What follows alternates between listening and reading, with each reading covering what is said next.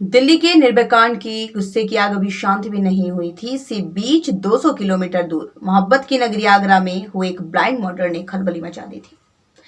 उस समय का बहुचर्चित और जघन्य अपराध था। 9 साल पहले एक सर्द शाम का वाकया है। 15 मार्च 2013 शाम 7 बजे के आसपास आगरा के पुलिस कंट्रोल रूम में फोन आता है। सूचना आई कि दयालबाग खेल गांव के पास लाल रंग की एक लावारिस ऑल्टो कार काफी देर से खड़ी है। सूचना वायरलेस पर प्रसारित हुई। सिपाही को सूचना मिली। खेल गांव दयालबाग का नाम सुनकर वो सीधे मौके पर पहुंचकर गाड़ी लॉक थी। काफी कोशिश के बाद भी जब गाड़ी नहीं खुली तो सिपाही ने किसी चाबी वाले को बुलाया। करीब आधा पौन घंटा लगा गाड़ी खुलवाने में। ड्राइविंग सीट की बगल वाली सीट पर कागज पड़ा हुआ था जिस पर एक मोबाइल नंबर लिखा था। कार को एक बार देखने पर ऐसा बिल्कुल भी नहीं लग रहा था कि इसमें किसी तरह का कोई हादसा हुआ भी हो। मोबाइल नंबर के अलावा कोई ऐसी चीज भी नहीं मिली जिससे कोई सुराग हाथ लग सके। रिटायर्ड आईपीएस अफसर राजेश पांडे ने आगरा के चर्चित हत्याकांड के बारे में बताया। उन्होंने बताया सिपाही ने तत्काल कागज पर लिखे मोबाइल नंबर पर फोन मिला दिया। नंबर कार के मालिक ऋषिपाल शर्मा का था। उनको बताया गया उनकी गाड़ी इस तरह से दयालबाग में खेल गांव के पास खड़ी हुई है। सुनते ही ऋषिपाल को काटो तो खून नहीं। ऋषिपाल ने अपने रिश्तेदारों और दोस्तों को बुलाया, उनके साथ मौके पर पहुंचे। ऋषिपाल ने बताया उनकी बेटी नेहा शर्मा कार का इस्तेमाल करती है। कार लेकर अपने घर से कॉलेज दयालबाग एजुकेशनल इंस्टीट्यूट गई थी और वो पीएचडी की स्कॉलर थी। नमस्कार, मैं हूं अंशु, आप देख रहे हैं न्यूज इंडिया फर्स्ट। शाम 5 बजे तक वो घर आ जाती थी नेहा, लेकिन उस दिन देर शाम तक घर नहीं पहुंची। निर्भया कांड के चलते माहौल बेहद खराब था। मामले की गंभीरता को देखते हुए आगरा के बड़े पुलिस अफसर मौके पर पहुंच गए। एक जवान लड़की के इस तरह गायब हो जाने से पुलिस महकमे में हड़कंप मच गया था। जी हां, पूरी कहानी एक लड़की के अचानक गाड़ी से गायब हो जाने को लेकर है और गायब हो जाने के बाद गाड़ी के अंदर शीशे बंद थे और उसके अंदर एक चिट्ठी पड़ी हुई थी। पूरा मामला इसी के इर्द गिर्द घूमने वाला है। घर वालों ने बताया नेहा दयालबाग एजुकेशनल इंस्टीट्यूट में बायोटेक्नोलॉजी से पीएचडी कर रही थी। पुलिस ने इस इंस्टीट्यूट के रास्ते में पड़ने वाली जगहों पर पूछताछ की। रात में रिसर्च कर लौट रहे कुछ स्टूडेंट से भी बात की कि किसी स्टूडेंट्स ने बताया कि नेहा को आज अंतिम बार नैनो बायोटेक्नोलॉजी लैब की तरफ जाते हुए देखा गया था। नैनो बायोटेक्नोलॉजी काफी एडवांस कोर्स है, आपको बता दें। इससे पता चलता है कि इसमें पीएचडी कर रही नेहा पढ़ने में काफी तेज थी और उसने एमएससी के बाद महफिल किया था। महफिल के बाद नैनो बायोटेक्नोलॉजी में रिसर्च कर रही थी। आपको बता दें, पुलिस रात में ही माता पिता को लेकर लैब पहुंची। लैब बंद कर कॉलेज का स्टाफ जा चुका था। लैब का ताला तोड़ा गया। लैब में जो दिखा उससे सबके होश उड़ गए। नेहा फर्श पर पड़ी हुई थी। पूरी लैब में खून ही खून बिखरा हुआ था। नेहा के मुंह में रुमाल ठुसा हुआ था। उसके हाथ पीछे की ओर बंधे हुए थे। उसके शरीर पर काफी जगह कटने के निशान थे। ऐसा लग रहा था किसी नुकीले औजार से उसे काटा गया था। पूरे लैब में हर तरफ खून से सने टिश्यू पेपर फेंके गए थे। देखकर लग रहा था मारने वाले ने हर वार के बाद अपना हाथ टिश्यू पेपर से साफ किया। वहीं बेहोश होकर गिर गई माँ। बाप भी जमीन पर बैठ गया। इतना खौफनाक मंजर देखकर हर कोई सन्न रह गया। पुलिस वाला भी लैब में रिसर्च करने के दौरान इस्तेमाल होने वाला पिपेट का छोटा सा टुकड़ा फर्श पर पड़ा था। बाकी का हिस्सा नेहा के पेट में घुसा हुआ था। पिपेट कांच का बना हुआ था, जो उपकरण होता है जिसकी मदद से रिसर्च स्कॉलर किसी केमिकल का नाप लेते हैं। नेहा की सलवार घुटने के नीचे तक खिसकी हुई थी। देखने में साफ लग रहा था या तो उसके साथ बलात्कार हुआ है या फिर कोशिश की गई है। लैब में इस तरह एक जवान लड़की की लाश मिलने की खबर पूरे शहर में आग की तरह फैल गई। बॉडी को पोस्टमार्टम के लिए भेज दिया गया। नेहा के कत्ल को 3 दिन बीत चुके थे। पुलिस ने नेहा के साथ पढ़ने वाले सभी लोगों की लिस्ट बनाई और उसके सभी दोस्तों, चाहे वो लड़की हो या लड़का, सभी के मोबाइल कॉल डिटेल रिकॉर्ड निकाला जाने लगा।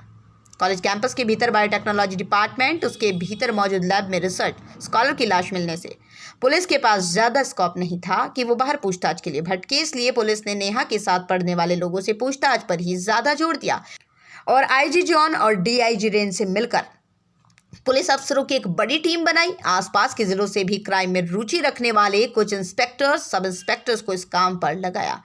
सादे कपड़ों में पुलिसकर्मी कॉलेज कैंपस में तैनात किए गए ताकि कुछ सुराग हाथ लग सके। इसी बीच नैनो बायोटेक्नोलॉजी डिपार्टमेंट के एक प्रोफेसर ने पुलिस को बताया कॉलेज में कंस्ट्रक्शन का काम करा रहे ठेकेदार विशाल शर्मा के कपड़ों पर खून के दाग देखे गए हैं। प्रोफेसर को यह जानकारी विशाल शर्मा के घर के पास रहने वाले बच्चों ने दी थी। डर की वजह से बच्चे पुलिस के पास नहीं गए। दूसरी बात, उन्होंने बताया विशाल की साइकिल में भी खून के धब्बे लगे हुए थे। पुलिस को लगा कि हमारा काम तो हो गया। विशाल शर्मा को उठा लिया गया, थाने पर लाया गया। वाकई में उसके शर्ट, जूते, साइकिल पर लाल धब्बे पड़े हुए थे। इन धब्बों को पानी से धोकर छुड़ाने की कोशिश की गई थी। पुलिस ने पूछताछ शुरू की। उसने बताया कि हम ठेकेदार हैं, ये तमाम इमारतों में पेंटिंग का काम करते हैं, ये निशान पेंट के ही हैं। लेकिन पुलिस कुछ सुनने को तैयार नहीं थी। सीनियर ऑफिसर्स के हस्तक्षेप के बाद पुलिस ने ठेकेदार की शर्ट, जूते, साइकिल पर मिले धब्बों की जांच के लिए आगरा के फॉरेंसिक लैब में भेजा गया। 3 दिन बाद रिपोर्ट आई। स्पष्ट हो गया ये खून के धब्बे नहीं थे, ये कोई रंग है जो हूबहू खून से मैच कर रहा है। विशाल शर्मा को पूछताछ के बाद छोड़ दिया गया। नेहा के कॉलेज का स्टाफ पुलिस जांच में कोई खास सहयोग नहीं दे रहा था। पुलिस परेशान किए जाने का आरोप लगाते हुए कॉलेज के लोगों ने इलाहाबाद हाई कोर्ट में रिट दाखिल कर दी थी।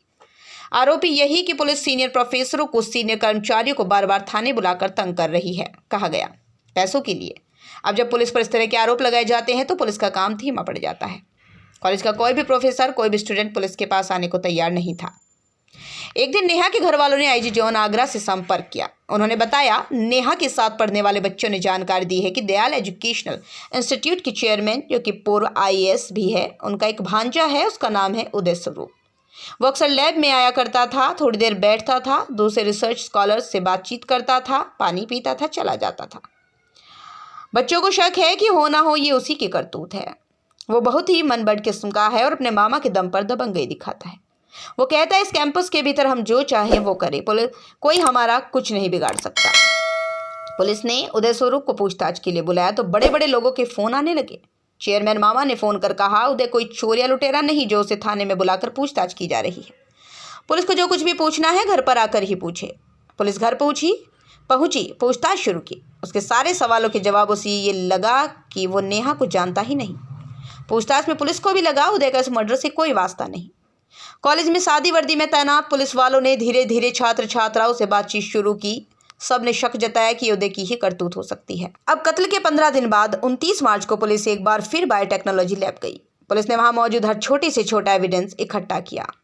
फिंगरप्रिंट्स भी ले लिए उपकरणों पर जो मौजूद थे। इस दौरान कुछ बाल मिले, कुछ बाल महिला के थे, कुछ पुरुष के।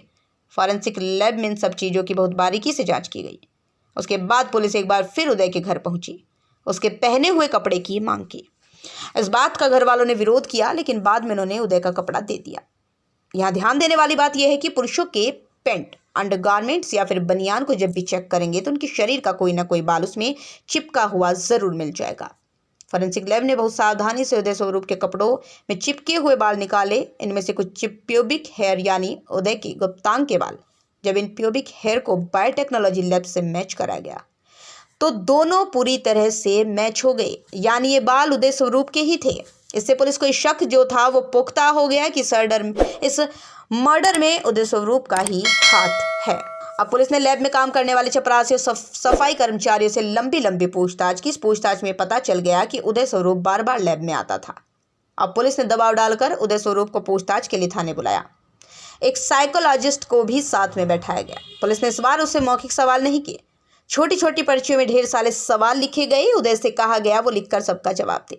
पुलिस ने कड़े सवालों से ऐसी घेराबंदी की कि इस बार उदय स्वरूप टूट गया और नेहा की हत्या करने का सच कबूल कर लिया और आखिरकार उसने बात स्वीकार कर ली कि उसने ही नेहा की हत्या की है।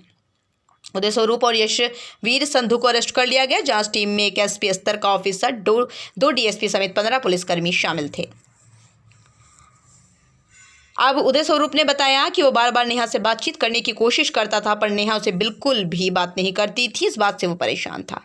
उदय को पता था यशवीर संधू, जो कि टेक्नीशियन है, कभी कभी नेहा की गाड़ी ड्राइव कर उसको घर छोड़ता था। 15 मार्च 2013 को संधू ने उदय को फ़ोन कर बताया आज लैब में नेहा अकेली और कोई रिसर्च स्कॉलर नहीं है। चपरासी को लेकर वो चाय पिलाने बाहर जा रहा हूँ, तुम चाहो तो आ सकते हो। उदय स्वरूप अपने साथ लैब में यूज़ होने वाली क्लोरोफॉर्म की शीशी लेकर गया और वो लैब में पहुंचा तो देखा नेहा अपना काम कर रही थी। नेहा ने उसे एक बार फिर नज़रअंदाज कर दिया। उदय चुपके से नेहा के पीछे आया, जो कि उदय ने खुद ही बताया है। उसने अपने रुमाल पर क्लोरोफॉर्म डाल दिया और एक झटके में रुमाल नेहा की नाक पर रख दिया और नेहा बेहोश होकर नीचे गिर गई।